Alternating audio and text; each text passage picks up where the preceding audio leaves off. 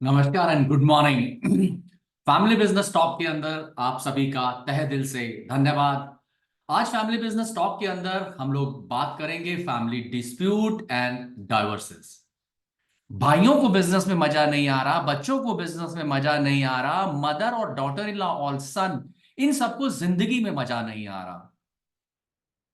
तो कहीं ना कहीं अलाइनमेंट का मिसमैच है। आज आपको मैं एम्पावर करूंगा इस फैमिली बिजनेस स्टॉक के अंदर। Family business stock second Saturday, second Sunday and fourth Sunday एक फ्री एंड कॉम्प्लीमेंट्री टॉक है for family business promoter, founders और फैमिली मेंबर्स जो बिजनेस में हैं उनके लिए भी, और जो बिजनेस में नहीं है उनके लिए भी। This is extra ordinary talk. Family business आपने शुरू किया, पिताजी ने शुरू किया, बहुत मेहनत की, धीरे धीरे ग्रो किया, एवरीथिंग वाज परफेक्ट। जैसे जैसे परिवार बड़ा होता चला गया, जैसे जैसे बिजनेसेस की अपॉर्चुनिटी बढ़ती चली गई, छोटे भाई को बिजनेस में भी ले लिया, धीरे धीरे बच्चे अभी आ गए, बच्चे आने के बाद बच्चे बड़े हुए, एजुकेशन हुआ, एंड कुछ समय के बाद वो भी बिजनेस में आ गए। और हमें लगा अब हमारा बिजनेस बहुत बढ़िया चलेगा।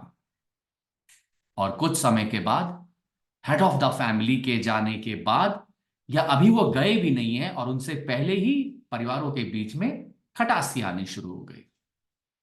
फरीदाबाद की एक बहुत ही अच्छी नामी कंपनी है, परिवार है।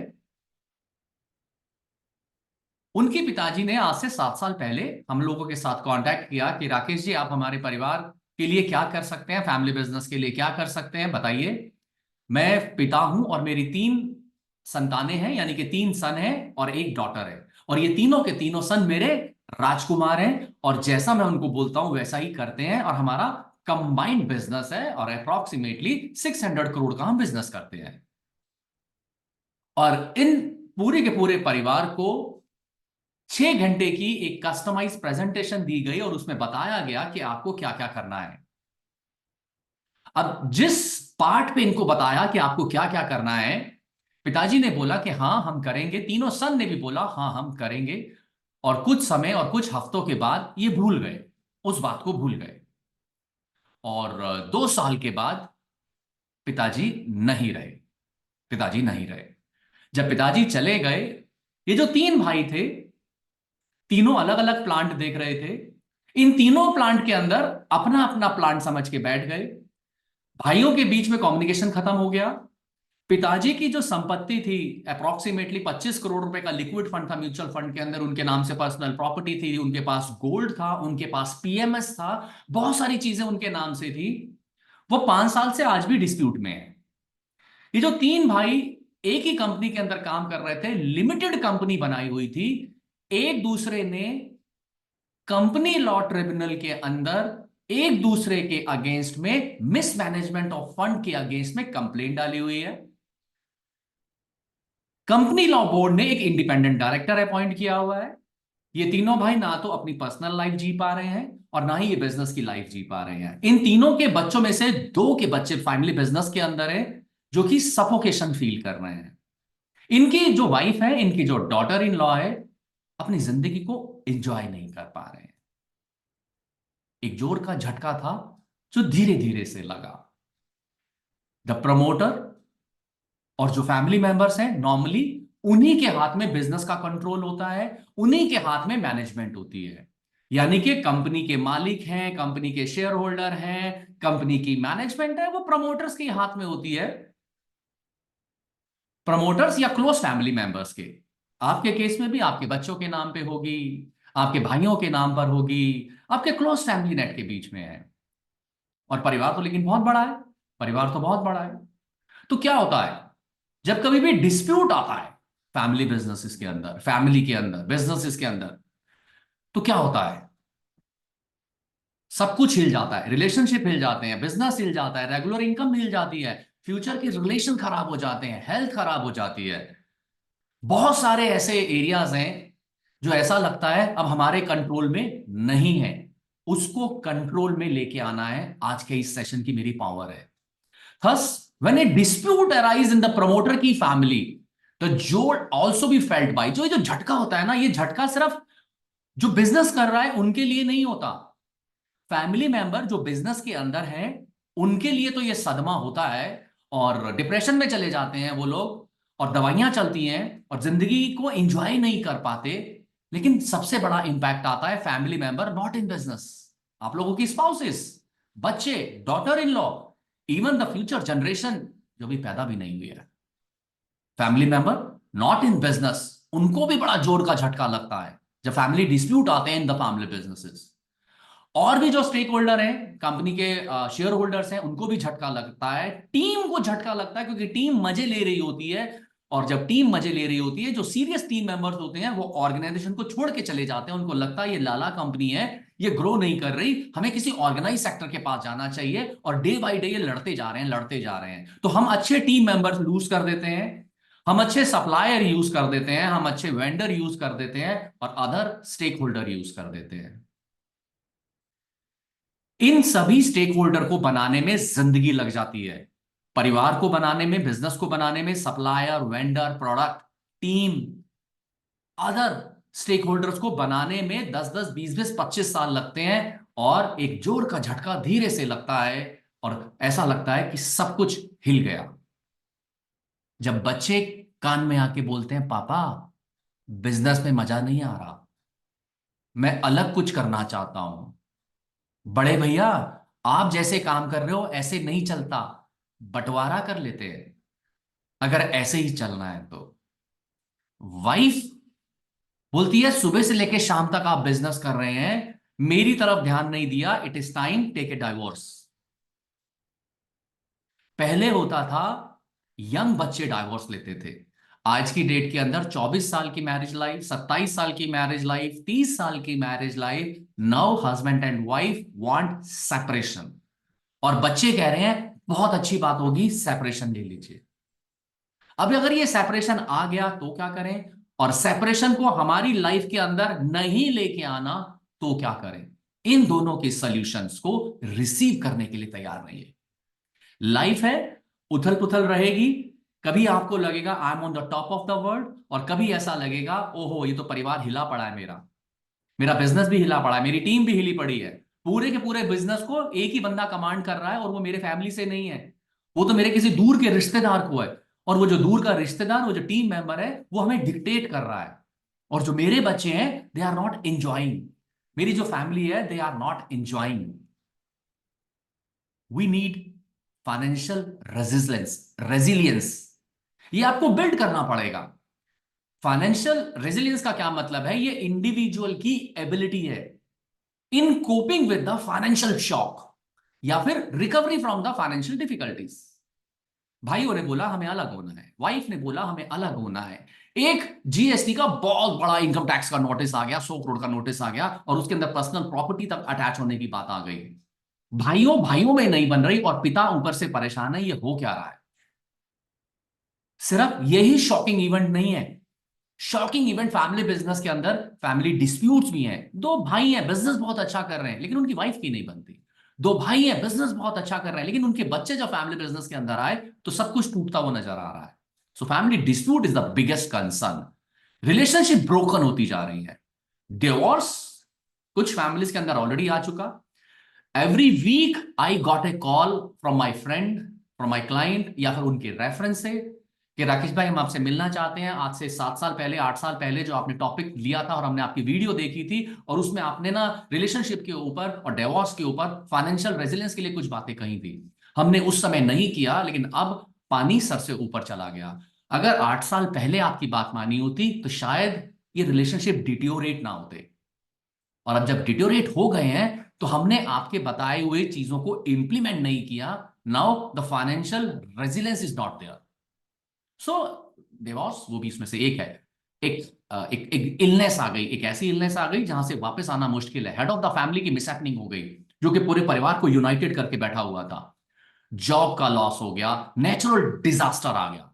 सो ये कुछ ऐसे इवेंट्स हैं, कुछ ऐसे शॉक्स हैं। अगर आप और आपका परिवार फाइनेंशियल रेजिलियंस के लिए तैयार नहीं है, उनके पास राकेश शर्मा जैसा फाइनेंशियल फैमिली बिजनेस मेंटर नहीं है, बहुत डिफिकल्ट होता है इस सिचुएशन से निकलना। और अक्सर क्या होता है, division, division and division.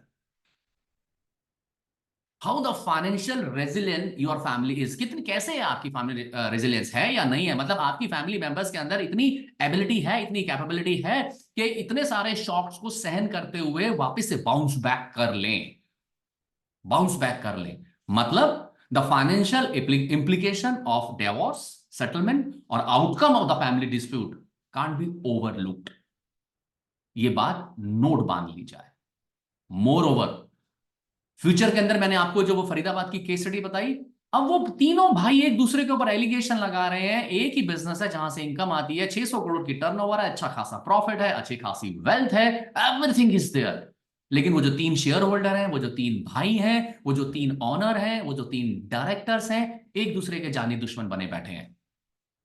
The allegation of misusing company fund can't be ignored by you. जब प्रॉब्लम आ जाती है, मजे कौन लेते हैं? Consultants, consultants.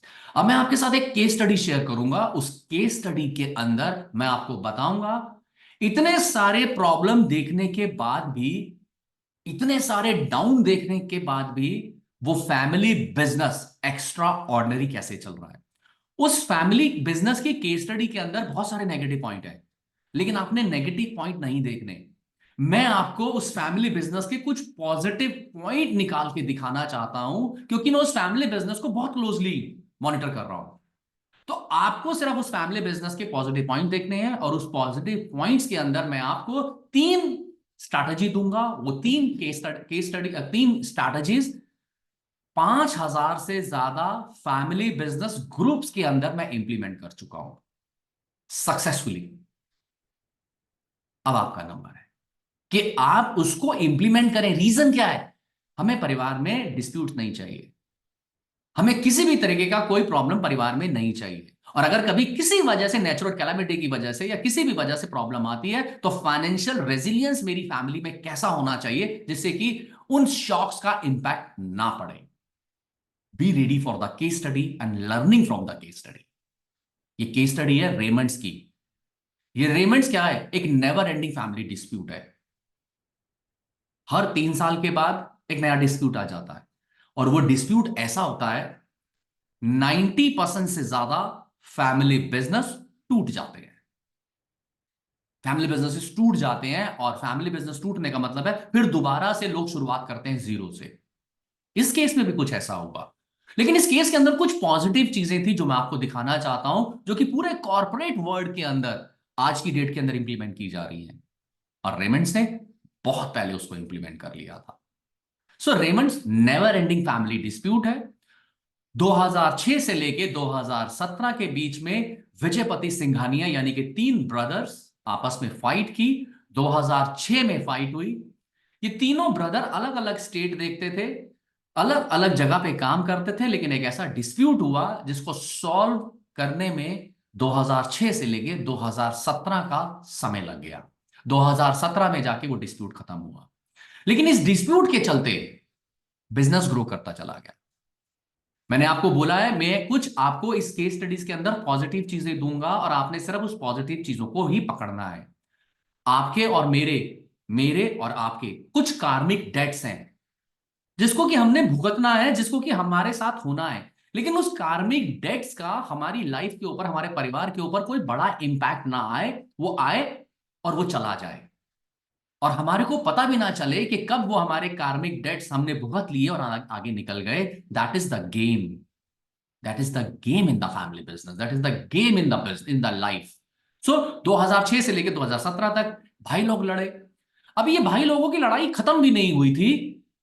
एक गौतम सिंघानिया, गौतम सिंघानिया जो कि आज की डेट के अंदर चेयरमैन है रेमंड्स के, और उनके फादर विजयपति सिंघानिया, और उनका यानी कि विजयपति सिंघानिया के बड़े वाले बेटे और गौतम सिंघानिया के भाई, बड़े वाले भाई मधुपति सिंघानिया के बीच में डिस्प्यूट हो गया। और ये डिस्प्यूट इस लेवल का हुआ, या तो तुम रहोगे या हम रहेंगे। और इस तुम और हम के चक्कर में मधुपति सिंघानिया ने अपना सामान पैक किया, अपने बच्चों को गोदी उठाया और उठा के सिंगापुर चले गए 1998 के अंदर, और वहां पे जाके जॉब की, और अपना और अपने बच्चों का राइट वाइट सब कुछ छोड़ गए। बोला पापा आप रखो, आप गौतम को दो या किसी को भी दो, मुझे आपके बिजनेस से और मुझे आपके रिलेशन से कुछ लेना देना नहीं है। आपने मुझे संस्कार दिए, आपने इतनी अच्छी education the, that is sufficient. और ये सिंगापुर में जाके बस गए और वहां से इन्होंने जाके जीरो से शुरुआत की। विजयपत सिंघानिया जी ट्रांसफर किए अपने 37% शेयर रेमंड्स के अंदर, गौतम को दिए। और जब गौतम को दिए तो 2015 के अंदर मधुपति सिंघानिया ने डिमांड किया, उनके बच्चों ने डिमांड किया कि हमारे दादाजी ने हमारी कुछ एंसेस्ट्रल प्रॉपर्टी हमारे चाचा को दी है और इसके लिए हमें दादा के ऊपर केस करते हैं। 2015 के अंदर ये केस चालू हो गया। फिर उसके बाद फादर और गौतम सिंघानिया के बीच में एक और लड़ाई हुई 2015 से। वो लड़ाई क्या थी कि बेटा, फादर ने कहा था कि मैं अपने 37% शेयर 6,000 करोड़ रुपए के आसपास के मैं गौतम सिंघानिया को देता हूं। और गौतम सिंघानिया को बोला, बेटा आप एक काम करना, ये जो बॉम्बे के अंदर 30 फ्लोर की एक बिल्डिंग बन रही है उसमें से एक फ्लोर के अंदर मेरा रेजिडेंस दे देना, बस इतनी सी विश है और मुझे कुछ नहीं चाहिए। एंड फादर और सन ने उस बात को एग्री किया। जब वो बिल्डिंग बनी, और जब बिल्डिंग बनी तो सन ने बोला कि नो फादर, सॉरी, मैं इस कंपनी का चेयरमैन हूं और इस कमर्शियल बिल्डिंग के अंदर 30 फ्लोर की बिल्डिंग के अंदर अगर आपका रेजिडेंस होगा तो इससे कंपनी के शेयर होल्डर के ऊपर नेगेटिव इंपैक्ट पड़ेगा, कंपनी की परफॉर्मेंस के ऊपर नेगेटिव इंपैक्ट पड़ेगा, मैं आपको ये नहीं दे सकता। एंड फादर कहते हैं, बेटा मैंने तेरे को 6,000 करोड़ के 37% शेयर इसलिए गिफ्ट किए थे, तो बस मुझे इतना दे देना। एंड उसके बाद फादर और सन के बीच में कोर्ट में लड़ाई चली, सड़कों पे लड़ाई चली, एक दूसरे के ऊपर बहुत सारे एलिगेशन लगे और फिर 2018 के अंदर चेयरमैनशिप से बाहर आना पड़ा फादर साहब को, यानी कि विजयपत सिंघानिया साहब। एक बहुत ही दर्द भरी लाइफ चली, ये दर्द भरी लाइफ चली, अभी भी चल रही है, अभी भी फाइट चल रही है, अभी भी नेक्स्ट लेवल की फाइट चल रही है उस परिवार के अंदर। लेकिन मैंने क्या बोला, आपने क्या सीखना है? आपने ये सीखना है उसके अंदर प्लस पॉइंट क्या है, उसके अंदर प्लस पॉइंट क्या है। इतने सारे डिस्प्यूट्स आ गए, इतने सारे डिस्प्यूट आने के बाद भी फैमिली बिजनेस ग्रो कर रहा है, और ग्रो नहीं कर रहा, सुपर बिजनेस ग्रो कर रहा है। इसका रीजन क्या है? बहुत ध्यान से सुनिएगा, बहुत ध्यान से सुनिएगा। इतने सारे डिस्प्यूट्स के बाद भी, इतने सारी प्रॉब्लम के बाद भी ये कंपनी ग्रो कर रही है, वेल्थ क्रिएट कर रही है, because ownership and management control of the company was clear. Ownership and management of the company was very clear. There is no dispute. Company का सीईओ कौन बनेगा, एमडी कौन बनेगा, डायरेक्टर्स कौन होंगे, इंडिपेंडेंट डायरेक्टर्स कौन होंगे, स्ट्रैटेजी बोर्ड पर कौन होगा, किन फैमिली मेंबर्स को बिजनेस में आने दिया जाएगा, कौन लोग फैमिली बिजनेसेस में नहीं आएंगे, ये जो गवर्नेंस स्ट्रक्चर था, ये जो कॉर्पोरेट गवर्नेंस स्ट्रक्चर था, वो एक्स्ट्राऑर्डिनरी था। परिवार में डिस्प्यूट चल रहा है, शेयर होल्डर में डिस्प्यूट चल रहा है, फादर सन में डिस्प्यूट चल रहा है, इंटरनेशनल लेवल के डिस्प्यूट चल रहे हैं। कंपनी की ग्रोथ नहीं रुकी, कंपनी की ग्रोथ नहीं रुकी। Reason, ownership and management the company was very clear. अब आप अपने परिवार के अंदर एक बार चेक कीजिए, आपकी कंपनी के शेयर होल्डर किसके नाम है? आपने जो टाइम टू टाइम प्रॉपर्टियां खरीदी हैं वो किसके नाम है? नॉर्मली फैमिली बिजनेस क्या होता है, जैसे जैसे परिवार ग्रो करता है ना, जिसकी फाइल के अंदर व्हाइट की मनी होती है उसके नाम से शेयर होल्डर ले लो, उसके नाम से प्रॉपर्टी ले लो। छोटे भाई के पास पैसा ज्यादा है वो व्हाइट में, तो उसका एक प्रॉपर्टी खरीद लेते हैं। छोटे वाले भाई की वाइफ की फाइल में ज्यादा बड़ा पैसा पड़ा हुआ है, चलो उसको शेयर होल्डर बना देते हैं। ओनरशिप करप्ट कर देते हैं। फैमिली बिजनेस के अंदर सबसे बड़ा जो नेगेटिव पॉइंट रहता है वो ये रहता है कि जो ओनरशिप और मैनेजमेंट है उसको सेपरेट करना भूल जाते हैं। ऐसा लगता है कि जिंदगी भर ओनर भी हम रहेंगे, मैनेजमेंट भी हम रहेंगे और काम चलता रहेगा। जैसे ही बच्चे आ जाएंगे, बच्चे की वाइफ आ जाएगी, उनको भी ओनरशिप बना देंगे, उनको भी डायरेक्टर बना देंगे, उनको भी सैलरियां दे देंगे। और हल्का सा फैमिली बिजनेस के अंदर डिस्प्यूट आता है और फिर उसके बाद बहुत मुश्किल हो जाता है। ये जो उल्टी सीधी इन्वेस्टमेंट हो रखी हैं, उल्टे सीधे कंपनियों के अंदर क्रॉस होल्डिंग्स बन रही हैं, इसको ठीक करना नेक्स्ट टू इम्पॉसिबल होता है। बिजनेस भी सफर करता है, रिलेशनशिप भी सफर करता है, और उसके बाद सिर्फ एक ही रास्ता बचता है, या तो कोर्ट कचहरी चले जाओ, या तो कोर्ट कचहरी चले जाओ और वहां का रास्ता अपना लो, जहां पे 10 साल, 15 साल, 20 साल इस फाइट को लड़ने में लगते हैं। इस केस स्टडी से और फैमिली, मैंने बोला 5,000 से ज्यादा फैमिली हाउसिंग ग्रुप, मैं इंडिविजुअल की बात नहीं कर रहा, फैमिली हाउसेस के अंदर कह रहा हूं, मैंने मैनेजमेंट और ओनरशिप को सेग्रीगेट किया है, उनको एडवाइस किया है, मेंटर किया है, और आज भी मैं उनको कह रहा हूं, जितने भी मेरे पास नए असाइनमेंट भी आ रहे हैं फैमिली बिजनेस मेंटरशिप के अंदर, धीरे धीरे धीरे धीरे धीरे उनको एक ऐसी स्टेज पे लेके जाना होता है जहां पर कि फ्यूचर के अंदर ओनरशिप और management control at the company is clear.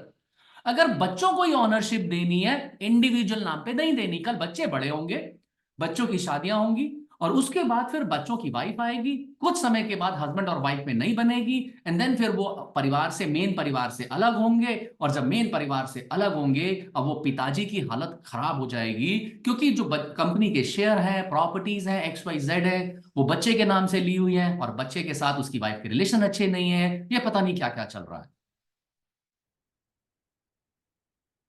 आपको गवर्नमेंट ऑफ इंडिया ने इतने अच्छे अच्छे टूल्स दिए हुए हैं, आप उन टूल को यूज करके ओनरशिप स्ट्रक्चर को अपने फैमिली बिजनेस के अंदर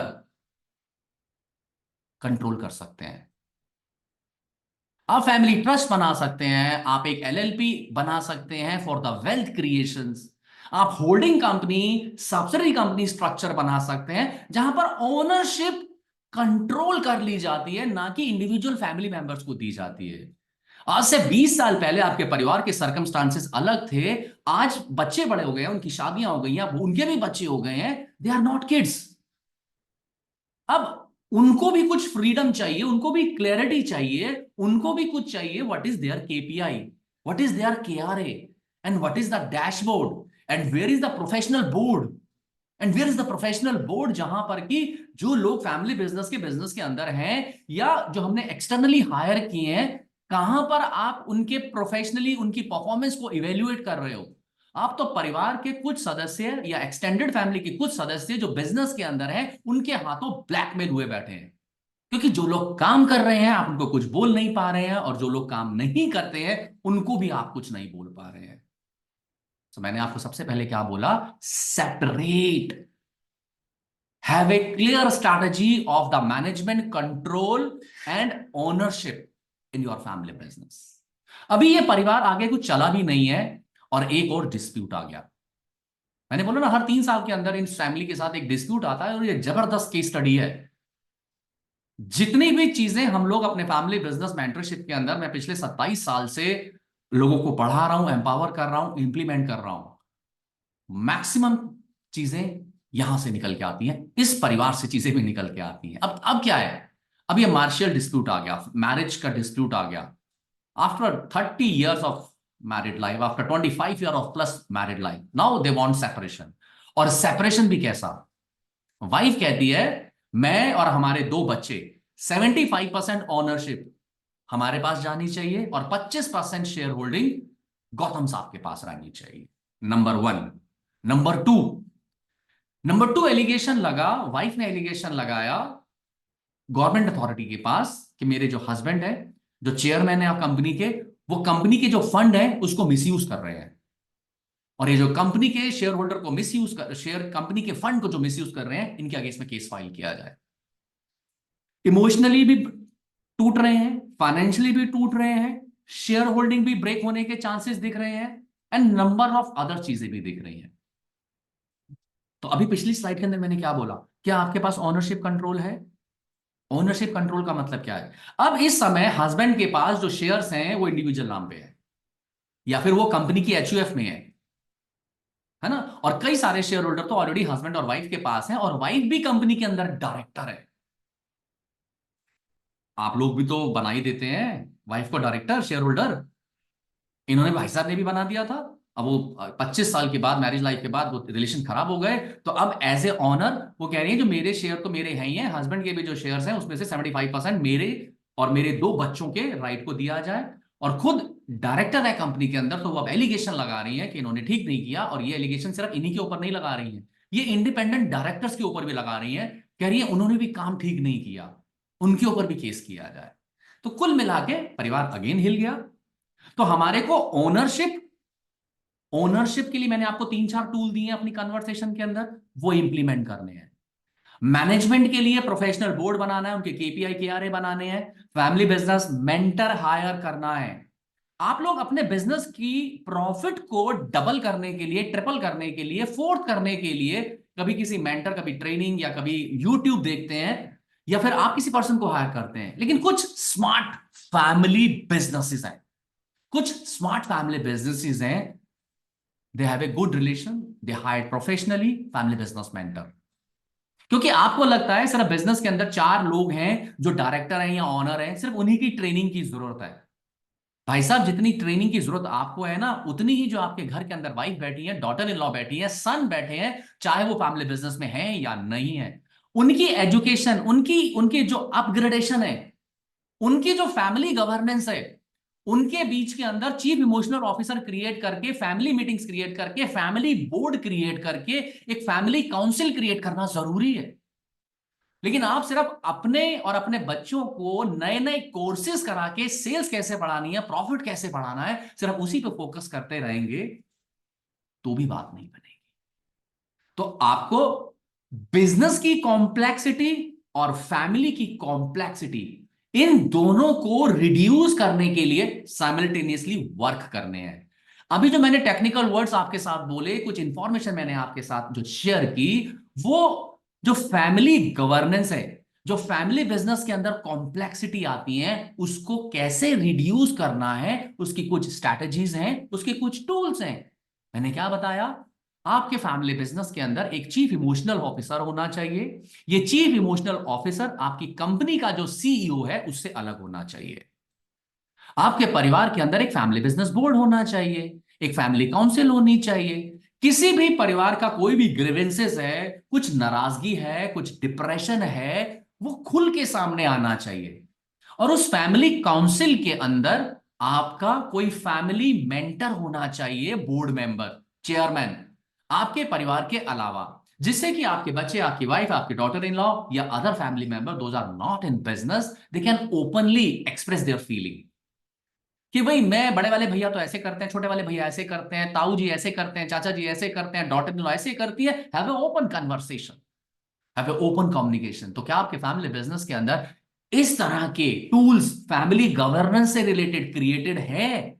अगर नहीं है तो सिर्फ हम बिजनेस की कॉम्प्लेक्सिटी को हैंडल करने के लिए नए नए कोर्स किए जा रहे हैं, सेल्स बढ़ाए जा रहे हैं, प्रॉफिट बढ़ाने की बातें कर रहे हैं। लेकिन जो बिजनेस, परिवार की जो कॉम्प्लेक्सिटी बढ़ रही है, परिवार की कॉम्प्लेक्सिटी कैसे बढ़ती है? जैसे जैसे परिवार ग्रो होता है, वैसे वैसे परिवार की भी कॉम्प्लेक्सिटी बढ़ती है। अब इस परिवार की कॉम्प्लेक्सिटी को अगर आपने फोर्स ही नहीं किया, अगर आपने अपने फैमिली बिजनेस के अंदर, फैमिली गवर्नेंस के अंदर, family meetings, chief emotional officers, grievance के लिए family council, celebrations, open communications, in family constitution, share holder agreement, अगर आपने इन सब चीजों को इग्नोर किया, अब ये नेसेसिटी है। अब ये मैंने क्या बोला? ओनरशिप और मैनेजमेंट को क्लियर कीजिए। और अगर ओनरशिप और मैनेजमेंट क्लियर है, डिफरेंट टूल्स के द्वारा, जो इतने भी मैं आप लोगों को देता जा रहा हूं, उससे अगर फैमिली बिजनेस के अंदर कोई शॉक आता है, कोई एक नेगेटिव इंपैक्ट आता है, तो वो आपकी रातों की नींद हराम नहीं करेगा, आपके बिजनेस, आपके परिवार के अंदर शॉक नहीं देगा, वो एक बहुत ही स्मूथ राइड करता हुआ निकल जाएगा। इसके लिए इंपॉर्टेंट है आपको अपने परिवार के साथ बार बार बार बार डिस्कस करना है। बच्चे कह रहे हैं, पापा जी कितना भागोगे? आज से 20 साल पहले भी आप 4 बजे उठ के काम करते थे और आज भी 4 बजे उठ के काम कर रहे हो। कभी हमारे साथ खाना खा लो, कभी घूमने चल लो, कभी हमारे बर्थडे एनिवर्सरी को ढंग से सेलिब्रेट कर लो। क्या जिंदगी में सिर्फ पैसा कमाना ही रह गया आपकी लाइफ के अंदर? इस इमोशन को क्रिएट करने के लिए मेरी आपसे हम्बल रिक्वेस्ट है, मेरी आपसे हम्बल रिक्वेस्ट है, define the heartfelt purpose of building family business. आज से 30 साल पहले आपके पास पैसा नहीं था, आज से 25 साल पहले आपके पास पैसा नहीं था, मुझे समझ में आता है, पैसे की स्केर्सिटी थी, और उस पैसे की स्केर्सिटी से आपने बिजनेस शुरू किया था। लेकिन आज की डेट में आपके पास गाड़ी, बंगला, घर, मां बाप, नौकर चाकर सब कुछ है। आपने आज से 25 साल पहले बच्चों के साथ फुटबॉल नहीं खेला, उनके पीटीएम में नहीं गए, उनके इमोशंस नहीं देखे, उनको हग नहीं किया, उनको समय नहीं दिया। और आज भी हम अपने बच्चों को कह रहे हैं सुबह 4 बजे उठो, 9 बजे ऑफिस जाओ, ये करो वो करो, जिंदगी में हमने ऐसे किया, हमने वैसे किया, हमने मतलब ऐसी कहानियां सुना रहे हैं जिनका कि आज की जनरेशन से कोई लेना देना नहीं। और बच्चे कह रहे हैं आप ना बस पैसा ही कमाने की बात करते हो, इसके अलावा आपके पास कोई और टॉपिक नहीं है। And I am saying define the purpose of your family business. Family business mentorship के अंदर हम लोग जो मैंने अभी आपको टूल्स दिए ना, अब उस टूल्स के अलावा मैं अब आपको इमोशनल लेवल पे लेके जा रहा हूं, कनेक्ट करने जा रहा हूं। अगर आपने अपने फैमिली बिजनेस के अंदर अपना heart felt purpose of building family business define नहीं किया, तो जैसे जैसे परिवार ग्रो करेगा सबके मुंह अलग अलग हो जाएंगे, सबके मुंह अलग अलग हो जाएंगे। कोई चाचा जी से नाराज हो जाएगा, कोई ताऊ जी से नाराज हो जाएगा, कोई भाभी से नाराज हो जाएगा, कोई अपनी माँ से नाराज हो जाएगा, कोई वाइफ से नाराज हो जाएगा, कोई छोटे वाले बेटे से नाराज हो जाएगा। ये चलता रहेगा। बहुत ध्यान से समझिएगा जो मैं अब आपको देने जा रहा हूं, बहुत ध्यान से समझिएगा। मैंने बहुत सारे बिगड़े हुए परिवारों की कहानियां ठीक की हैं, 27 साल का एक्सपीरियंस है, और दिल से मैं आपको ये देना चाहता हूं, दिल से मैं आपको देना चाहता हूं। तो हमें क्या डिफाइन करना होगा? What is family business? सबसे पहले तो आपको ये डिफाइन करना होगा फैमिली बिजनेस क्या है। बार बार याद करना होगा और उसको जीना होगा। To forge a lasting legacy that transcend generation. भाई साहब, पिताजी, बच्चा जी, माता जी, मैं ये जो बिजनेस कर रहा हूं सिर्फ अपनी भूख के लिए नहीं कर रहा हूं। ये मैंने बिजनेस इसलिए एस्टेब्लिश किया है कि आने वाली जनरेशन इसको एंजॉय कर सकें और एक 100 साल की लीगेसी बिल्ड कर सकें। मेरे जो सपने हैं सिर्फ पैसा कमाना नहीं है। मैं चाहता हूं मैंने जो भी इंफॉर्मेशन, विजडम, वेल्थ क्रिएट की है, इतनी बड़ी टीम क्रिएट की है, ये सब आगे नेक्स्ट जनरेशन तक जाए। और नेक्स्ट जनरेशन जाने का मतलब ये नहीं होता कि वो सुबह 4 बजे उठ के ऑपरेशनल की चीजें क्रिएट करें। वो सुबह 4 बजे उठ के आपकी तरह मेहनत करें। नहीं है भाई, जरूरत नहीं है। 4 बजे लोग कह रहे हैं, पता नहीं ये कहां से कॉन्सेप्ट आ गया, अमृत वेला है और अमृत वेले पे दिमाग बहुत काम करता है। बहुत सारे कोचेस आजकल ये चल रहे हैं, एक 5 AM क्लब भी चल रहा है। भाई साहब, ह्यूमन बीइंग को समझिए। ह्यूमन बीइंग की 24 घंटे के अंदर 2 समय ऐसे आते हैं जब वो पीक परफॉर्मर होता है। ह्यूमन लाइफ के अंदर, ह्यूमन बीइंग के अंदर, एक पर्सन के अंदर 24 घंटे के अंदर 2 बार ऐसा समय आता है जिसको बोला जाता है पीक टाइम। आपके लिए वो सुबह 4 बजे हो सकता है, आपके बेटे के लिए वो दोपहर को 3 बजे हो सकता है, आपके बेटे के लिए वो शाम को 6 बजे हो सकता है। और जब उस समय वो काम करता है जबरदस्त परफॉर्मेंस आती है। उस समय जो एडिएशन के ऊपर काम करता है जबरदस्त परफॉर्मेंस आती है। उस समय जब वो कोई चीज लर्न करता है उसकी इंप्लीमेंटेशन उसको समझ में आती है। लेकिन हम फाइट कर रहे हैं सुबह 9 बजे ऑफिस जाओ, 6 बजे ऑफिस जाओ, 4 बजे उठो, ये करो, और उस बीच के अंदर अपने रिलेशन खराब करते जा रहे हैं। तो हमारे को सबसे पहले अपने फैमिली के अंदर सभी परिवारों के साथ फैमिली बिजनेस की डेफिनेशन को क्लियर करना है। और मैं आपको कह रहा हूं ये फैमिली बिजनेस सिर्फ पैसा कमाने के लिए नहीं किया, ये मैंने क्रिएट किया, ये आप क्रिएट कर रहे हैं to forge a lasting legacy that transcend generation.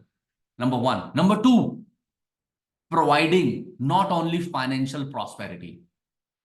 मैं बहुत सारे फैमिली बिजनेस के फाउंडर और मेंटर से मिलता हूं। 90% के अंदर यही मुझे स्मेल आ रही होती है, मैंने ये बिजनेस खड़ा किया, मैंने ऐसे किया वैसे किया, मेरे बच्चे निकम्मे हैं, वो आना नहीं चाहते, बताओ क्या करना है क्या नहीं करना, हमारी परिवार सेपरेट हो रहा है या अगले 10 साल के अंदर सेपरेट हो रहा है, या फिर डॉटर इन लॉ छोटी छोटी बातों को लेके पूरे के पूरे परिवार की नींद हराम कर रही है।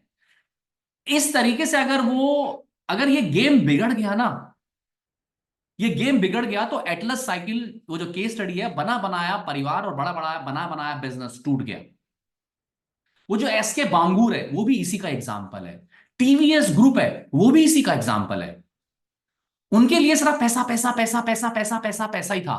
और जो यंग जनरेशन आई उसका सिर्फ एक ही था, पैसे उठाओ पैसे उठाओ, 4 करोड़ की गाड़ी खरीदो, 2 करोड़ की गाड़ी खरीदो, और ये कोई भी चीज ना ओनरशिप क्लियर है, ना मैनेजमेंट क्लियर है, और ना ही फैमिली गवर्नेंस है, और ना ही उनको यह क्लियर किया गया why we are into the family business.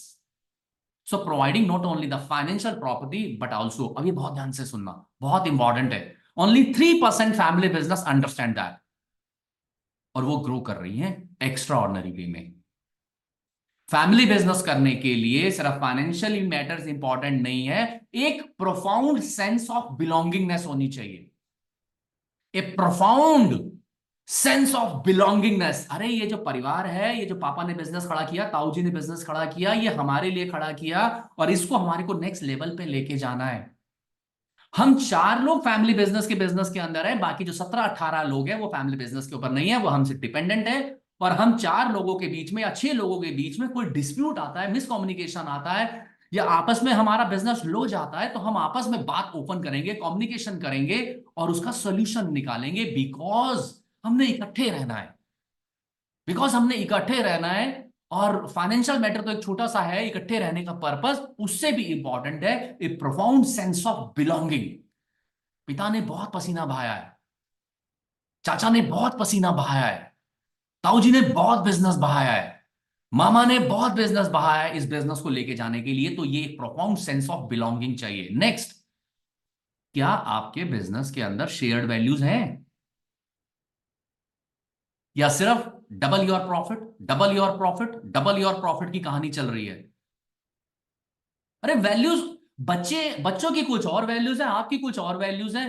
कहने को आप फैमिली बिजनेस कर रहे हैं, बट एक्चुअल में आप एक पैसा प्रिंट करने की मशीन लगाए बैठे हैं, जिसमें बच्चे इंटरेस्टेड नहीं है। बच्चे इंटरेस्टेड नहीं है।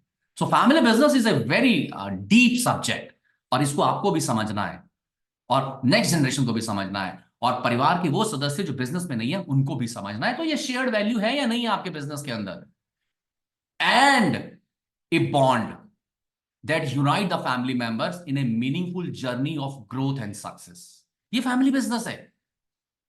इसमें मुझे ये बताओ, सेल्स कहां आ रही है, प्रॉफिट कहां आ रहा है, मनी की बात हम कहां कर रहे हैं? अरे सेकंड जनरेशन बिजनेस में आ गई, थर्ड जनरेशन बिजनेस में आ रही है, तो एक प्रोफाउंड सेंस ऑफ बिलोंगिंगनेस होनी चाहिए। क्या आपके फैमिली बिजनेस के अंदर राकेश शर्मा है, जो आपके पूरे परिवार को मेंटर कर रहा है, आपको गाइड कर रहा है, आपकी हैंड होल्डिंग कर रहा है, आपके साथ 1-to-1 कर रहा है, और आपको चेकलिस्ट और फ्रेमवर्क प्रोवाइड कर रहा है कि अगर एक फैमिली बिजनेस रन करना है तो भाई साहब ये स्टेप्स हैं, ये फॉलो कर लो। और वहां पे वो शेयर्ड वैल्यूज भी क्रिएट करवा रहा है, और वो आपको टेम्पलेट नहीं दे रहा, वो आप ही के परिवार के सदस्यों के बीच में बैठ के, आपके साथ बैठ के ये क्रिएट कर रहा है, और एक बॉन्ड क्रिएट कर रहा है परिवार के बीच के अंदर, जिससे कि यार इकट्ठे रहना है। छोटी मोटी प्रॉब्लम आएगी, छोटी मोटी दिक्कतें आएंगी, लेकिन उसपे परिवार को अलग करने की खोट नहीं करनी। बिजनेस अलग कर लेते हैं, कंपनी अलग कर लेते हैं, गाड़ियां अलग कर लेते हैं, हर चीज को अलग करना सॉल्यूशन नहीं है, यूनाइट करना सॉल्यूशन है।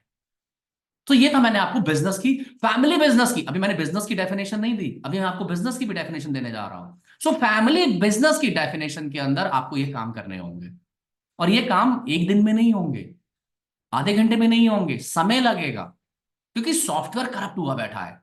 उस सॉफ्टवेयर को, और सिर्फ अपना नहीं, पूरे परिवार का, उसको ठीक करेंगे। एक समझते हैं the purpose of the business. आपको अपने परिवार के बीच में बैठ के, सिर्फ बैठ के ही नहीं, उनके डीएनए में डालना है व्हाट इज फैमिली बिजनेस, और फैमिली बिजनेस के अलावा व्हाट इज बिजनेस। बिजनेस क्या है? डेली सुबह उठते ही ऐसे हाथ जोड़ने हैं, और ऐसे हाथ जोड़ने के बाद पहले हमने फैमिली बिजनेस की डेफिनेशन को रिसाइट करना है और समझना है। राकेश शर्मा फैमिली बिजनेस की डेफिनेशन को अगर वो 3 मिनट में दे रहा है, तो वो इंप्लीमेंट जब कराएगा और जो डॉक्यूमेंट क्रिएट कराएगा और जो आपके डीएनए में डालेगा, थोड़ा समय लगेगा, लेकिन उसके बाद जो बिजनेस और जो फैमिली जो चलेगी, वो एक सुपर स्पीड से चलेगी। पर्पस ऑफ योर बिजनेस बिल्कुल क्लियर होना चाहिए। Number 1, to generate the profit. खर्चे बढ़ाने के लिए नहीं किया है, लग्जरी गाड़ियां खरीदने के लिए नहीं किया, आलीशान घर, खर्चे पे खर्चा, खर्चे पे खर्चा, लोन पे लोन, लोन पे लोन। अपने पर्सनल प्रॉपर्टी भी प्लेज कर दो, अपनी पर्सनल गारंटी भी दे दो, परिवार के सदस्यों की भी गारंटी दे दो। इसलिए बिजनेस नहीं किया, वो दिखावा है, वो दिखावा है। To generate the profit. अब इस जनरेट द प्रॉफिट के अंदर क्या आप अपना डेली प्रॉफिट शीट बना रहे हैं, प्रोडक्ट वाइज प्रॉफिट देख रहे हैं, कस्टमर वाइज प्रॉफिट देख रहे हैं, स्टेट वाइज प्रॉफिट देख रहे हैं, रीजन वाइज प्रॉफिट देख रहे हैं, डिपार्टमेंट वाइज प्रॉफिट निकाल रहे हैं, आपके सेल्समैन वाइज प्रॉफिट निकाल रहे हैं, उनके केपीआई और केआरए के ऊपर आप फोकस कर रहे हैं, और पूरे बिजनेस का जो सेंट्रल लाइन है, इन नंबर्स क्या प्रॉफिट है? जी मैंने सेल बढ़ा ली, अरे सेल तो बढ़ा ली, उस सेल में प्रॉफिट ही नहीं है। उस सेल्स के अंदर तो लोन बढ़ गए, उसके अंदर तो हमने अपनी अपनी टीम को ऑक्यूपाई कर लिया, और जो कस्टमर ऐड किए वो तो पेमेंट ही नहीं करते हैं, और वो चिक चिक इतनी करते हैं, मेरी टीम पूरी की पूरी इन्वॉल्व हो जाती है सिर्फ उन्हीं के साथ काम करने के लिए। सो नंबर वन बिजनेस गोल, फैमिली बिजनेस गोल नहीं, बिजनेस गोल अब मैं आपको डिफाइन कर रहा हूं, to generate the profit. Number two, exploit the market. क्या आप अपने फैमिली बिजनेस बोर्ड के अंदर जब आप बैठे हैं, उस फैमिली बिजनेस बोर्ड के अंदर जब आप बैठे हैं, क्या आप वहां पे हर हफ्ते टू जनरेट द प्रॉफिट के ऊपर चीजें डिस्कस कर रहे हैं? एंड एक्सप्लॉइट द मार्केट, क्या आपका मार्केट शेयर बढ़ रहा है? और मार्केट शेयर बढ़ने के लिए आप क्या मार्केटिंग कर रहे हैं? या दिन पूरे दिन भर सिर्फ सेल सेल सेल सेल्स के ऊपर कर रहे हैं, और सेल से पहले मार्केटिंग आती है? सेल से पहले मार्केटिंग आती है? क्या मार्केटिंग का एक डिवीजन है? क्या मार्केटिंग की टीम है? क्या मार्केटिंग के ऊपर हम खर्चा कर रहे हैं? मैं सेल्स की बात नहीं कर रहा, मैं मार्केटिंग की बात कर रहा हूं। क्या मार्केटिंग को लेकर आपके फंडे क्लियर हैं?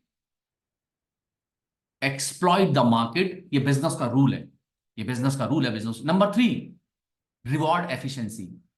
जो आदमी अच्छी सेल लेके आ रहा है, अच्छा प्रॉफिट लेके आ रहा है, कंपनी की वैल्यूएशन को इंक्रीज कर रहा है, बहुत अच्छा काम कर, रिवॉर्ड हिम, रिवॉर्ड हिम।